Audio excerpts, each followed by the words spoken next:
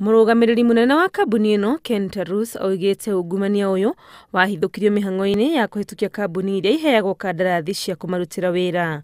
I received some complaints that some of the contractors were locked out, yet in their view they thought they met the criteria.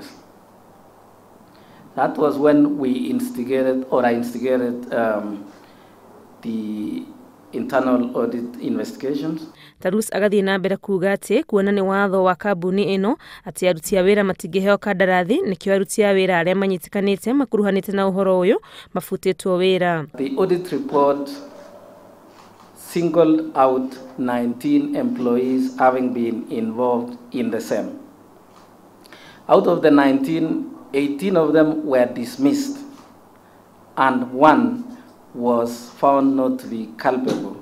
Ikinya riria Kenya Power rikigathiririo ni Minister Charles Ketel uria ugite matigwitikira ungumania o wothe. Any contractor out of those contractors, is it 300 and something, they will never do any business in the government of Kenya, not only the Ministry of Energy. Hari ene kandarathi 500 aria manahitukitio kuruta wira na Kenya Power, 350 ao nio matarakinyanirie ikiro. Handu-ini ha Inooro TV, retwa rekwa ni wa Ngui wa Mwangi.